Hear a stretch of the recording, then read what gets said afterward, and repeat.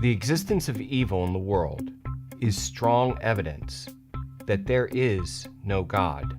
Well, that was the fastest video that I've ever responded to. Thanks everybody for watching. Please remember to like, comment, and what do you mean there's more?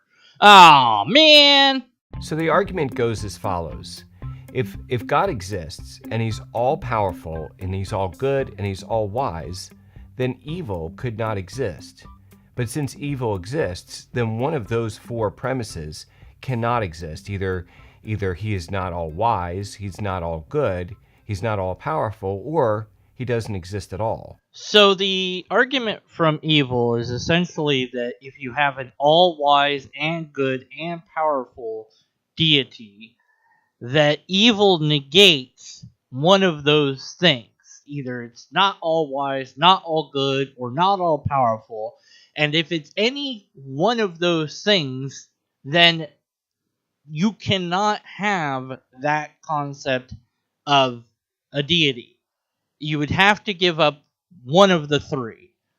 So that deity, at least, could not exist. Other deities could exist. Maybe it's all wise and all good, but it's not all powerful. Or it's all powerful, but it's not all good. Or it's all powerful, but it's not all wise. But having all three at once is simply impossible. If evil exists, then evil does exist. Therefore, we cannot have all three things simultaneously.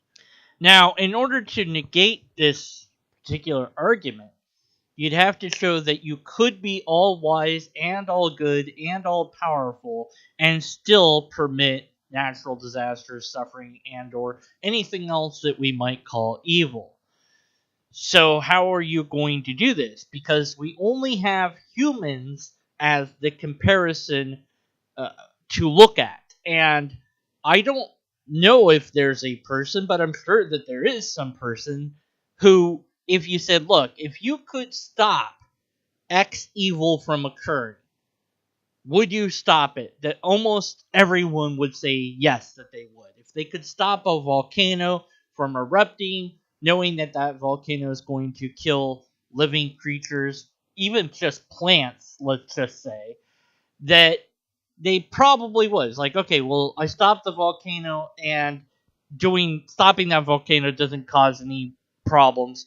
And also, I saved some plants. Yeah, sure, life is good. I should save those plants. Why not? Or, it's going to kill some insects. Yeah, let's prevent that from happening because it's not necessary. And of course, the desire to stop the bad from happening increases as you get into animals or animals that we like domesticated animals, and then of course humans, because we like humans because they are our type of animals. So the desire to stop the bad thing from happening goes up the closer you get to things that we care about as people. Okay, then you have, something suffering. Again, any life that's suffering, whether it's plant, insect, animal, human, whatever, you're going to ideally want to negate that suffering, because if there's something that you can do, suffering is not desirable. It's not a good thing. We don't like to suffer. We don't like to see things suffer, especially when we can prevent that. And if we stood idly by and did nothing, but yet we had the ability to do something, then I think that most people would call us immoral or evil, because we just stood there with our arms crossed and watched.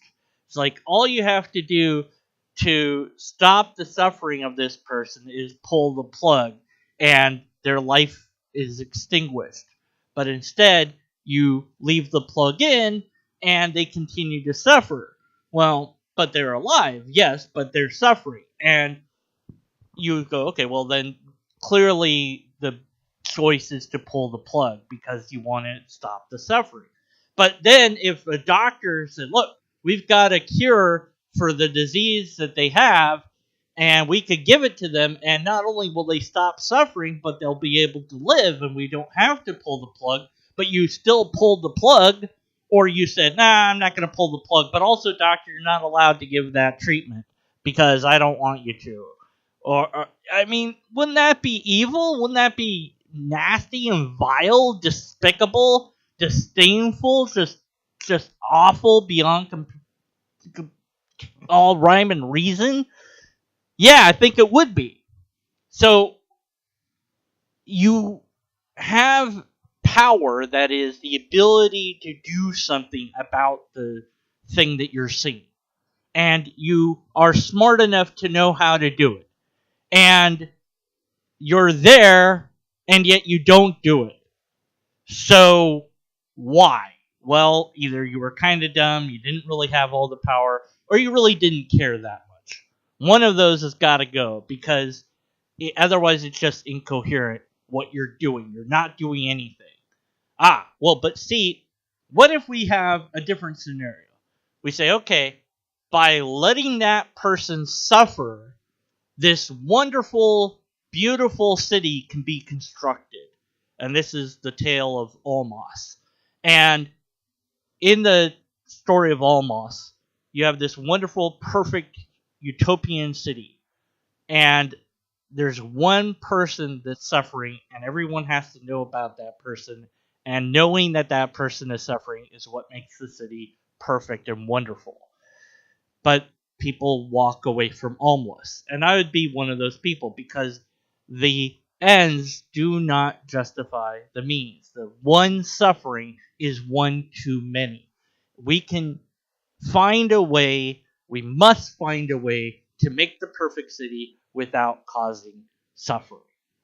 And if we were smart enough, we could do it, hypothetically. But if we're not smart enough, okay, well, that might be the best we can get, but okay, let's say that we make a city that's not so perfect, but at least we don't make somebody suffer to make the city perfect, because that's not right. Because causing suffering of any individual in order to achieve perfection is wrong, at least in my view.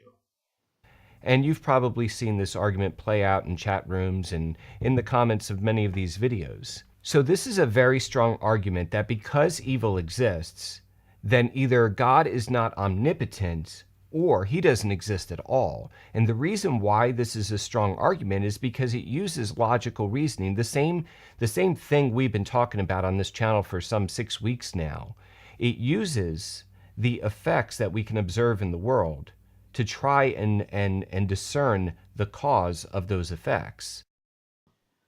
Well, if that's what you've been doing your entire video series, then in common parlance, you've been putting the cart before the horse. But more importantly, you've potentially run into the following problems. Correlation does not imply causation, which is a questionable clause. You might have run into the excluded middle, false dichotomy, post hoc, propter hoc, hasty generalization, ad hoc fallacy, and many, many more problems that you might have encountered because you're doing things backwards. So, no, that's not the way that we do things. But obviously, it's the way that you think we're supposed to do things, but it's not. You can do it, but you really shouldn't. The cause should lead to resolving what the effect is, because there might be more than one cause. And so there's the excluded middle problem. It's like, well, it's got to be this or that. Well, that's a false dichotomy. You don't know that. You might say, well, it came after this, so therefore this came before. There's your post hoc, propter, ergo hoc. Well, it has to be that. You've got lots of different potential problems depending on how you phrase things and depending on where your argumentation for each of those things leads you to. So I would say map out the argument and the premises lead to the conclusion, not the other way around. Unless you're writing an essay, but even then, you have to follow logical methodology, and if you're doing effect to cause, I don't think that you're going to be on the same rails very very long. It's risky business to do things that way. So I would avoid it whenever possible. Now, I've been very critical of atheists over the last 6 weeks in many of these videos, that they are ignoring that one aspect, that they are ignoring, like in the case of Aquinas' 5 proofs. Okay, so Aquinas' 5 proofs have one or more logical fallacies in every single one of them. So the first way is the argument for motion. Our senses prove that some things are in motion. Well, they don't really prove anything because our senses can be mistaken. Things that might appear to be in motion might actually not be in motion at all. An example of that is different optical illusions where the picture is actually stationary, but it appears to be in motion. So, premise 1 is already false. I don't need to list out any more problems with that argument because we've already identified one.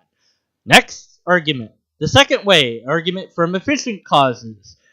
We perceive a series of efficient causes of things in the world. Possibly, maybe, nothing exists prior to itself. You don't know that. That's a universalistic claim. At best, you could say that as far as we know, nothing exists prior to itself. But actually, that's not quite true because everything exists at some state before it exists. So when did the share begin to exist? Is it the moment that you draw plans for the share? Is it when you assemble the share? When does it begin to exist? And all the component parts of the share and every single molecule and atom and subatomic particle of the share already exists. So all of it already exists. So yeah, nothing exists before it exists because it all exists all at the same time. So I guess that would be a half-truth at best, and thus we found a logical fallacy. But maybe you want to complain about that. And so the third premise is nothing in the world is the efficient cause of itself. Well, that's, again, not quite true in certain circumstances, but okay, we'll ignore the other half-truth. Therefore, if the first thing in a series does not exist, nothing in the series exists, well, again, this is a possible excluded dual cause, that there could be multiple causes of the event at hand. And then if the series extends infinitely into the past, there wouldn't be anything existing now. Well, that's not true either, because if infinity is moving, then you constantly are moving with it. And this can be shown with a rubber band experiment. And this has been demonstrated. So even if you have an infinite rubber band and you put a mark on it, and you stretch the rubber band, the mark is going to move. So even if you have an infinity, it doesn't matter. The time that you're at is going to move. And since you have all of infinity to move in, you're going to eventually get to wherever you need to be. Okay, so that definitely knocks down that argument. The third way, argument from possibility and necessity, the reductio argument. We find things in nature that are possible to be and not to be, that come into being and go out of being, i.e. contingent beings. Well, again, this is a half-truth at best, because there isn't something that comes into being all at once. It's a slow, gradual process, and it's things that already exist changing format to things that now exist, but it's building upon what's already there. So it's not like it just poofs into existence, but but this requires that. The chicken requires the egg, and so it requires something. So surely that can be applied to everything else. Well, that's hasty generalization. And premise 2 says, assume that every being is contingent being. Why? Why should we assume that? We shouldn't assume anything at all. That's well, that's some formal fallacies, but okay. Uh, and for each contingent being, there's a time that it does not exist. This is, again, a half-truth because pieces of it exist, if not the full thing, and we have to, again, explain when does it start being that thing. That's a difficult thing that the argument can't hope to address. There could have been a time when no things existed. We don't know that. This is just an assumption. And the idea of nothing existing uh, might not be possible. And it also might be that the absence of things is, in fact, totally different than what we think. That there's always something. Energy cannot be created nor destroyed, so perhaps energy has always existed, and so there would never be an absence of everything. So there's a few problems with that argument. I'm going to go to the next one. The fourth way argument from graduation of being. There's a graduation to be found in things. Some things are better or worse than others. That's extraordinarily subjective. So I'll say that's a half-truth at best. Predictions of degree require reference to be the utmost case, i.e., a thing is said to be hotter accordingly to what resembles its hottest. No, that's not exactly how you would say something is hotter, because you would actually have a way to measure what's hotter than something else. But this is kind of getting into hasty generalization to some extent.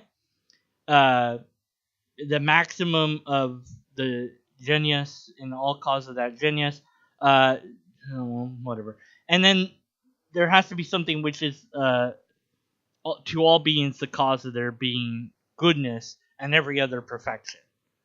Well, no, there doesn't. There's just huge hasty generalization there.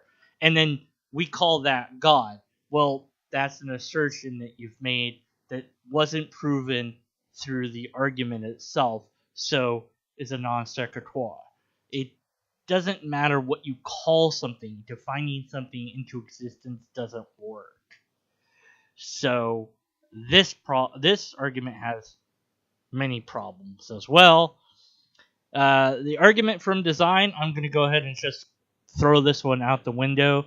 Scientifically speaking, there's no argument to be made from design unless you want to admit that you have a really bad designer. Because the way that all things are constructed is so that they decay. That doesn't seem very perfect to me, but then again, I'm saying it doesn't seem that perfect. Who cares? All right, we'll go with their argument. All right, fine. We'll do it anyways, even though science says no to it. We see that natural bodies work towards some goal. That's not true. Not really. I mean, they don't really know that they're working. There isn't necessarily a goal. Like, in nature, I guess you could say the goal is to produce offspring, but that's not necessarily a goal in the sense that it wants to be a goal. So half-truth potentially there. They don't do by chance. Well, that's not true either. A lot of things do operate by chance, but there's also a controlling mechanism involved, at least if you're talking about living things and the fact that things also die. So that's a pressure that's placed upon living things. So it's definitely a half-truth, that first premise. And again, I just kind of want to throw this out the window because science pretty much says no to to the design thing in and of itself.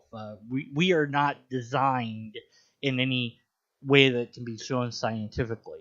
Nothing is designed in that way. But okay. So yeah, so all of the arguments that Aquinas have one or more logical fallacies, formal fallacies, and or also have scientific issues with them. And for that reason, I would object to all 5 ways of Aquinas. Update your dang arguments because they suck. And it's been pointed out multiple times by multiple people, yet apologists refuse to address the problems of these arguments and fix them. Update the arguments. They're broken. Oh well, back to whatever he was saying. Ignoring that logic that you can determine the cause from its effects. But when we come to the problem of evil, why is it that atheists are able to use that logic to determine the cause from the effects of evil, that either God is not omnipotent or he doesn't exist at all? Why does it work in this case, but in every other instance that Christians will use to determine the cause from the effect, the first mover argument? Why does that rationale not work? So Christians and atheists have this in common. We have the same formula to determine the cause by observing the effects. And Christians will use this to work backwards to determine that there was a creator, that there must have been a first mover, a first cause, because we can see the effects of creation. We work backwards in that manner. So you're pre-assuming creation and you're pre-assuming creator, and so you're doing all this presupposition, and that's bad logic already. But there's other problems with everything you're saying here. You've created this strawman atheist that supposedly is being a hypocrite. They're using the same method that you're using, but they're not using it consistently. And even if that was the case, being a hypocrite is not a logical fallacy. So your complaint would be irrelevant even if it wasn't a straw man, which it is, because atheists aren't working backwards from the conclusion of that there is no God, and now let's try to work backwards from that. It's just not the way that atheists that I'm aware of do things, but maybe you know of one atheist that did do something that way. I don't know. You didn't give me an example of an atheist who did it this way.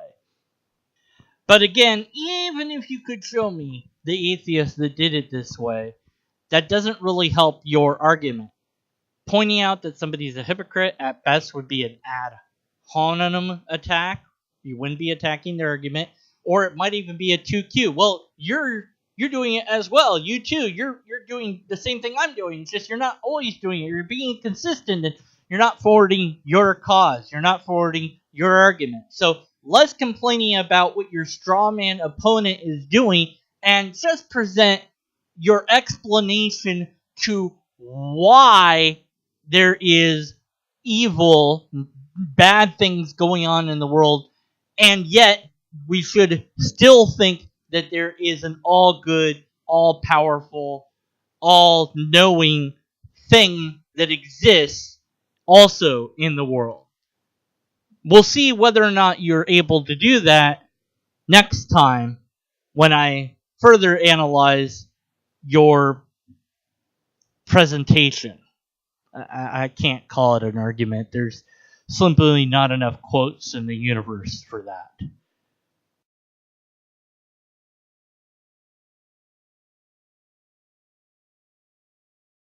If that's what you've been doing in your video series, then in common parlance, you've been putting the cart before the horse. Before the horse.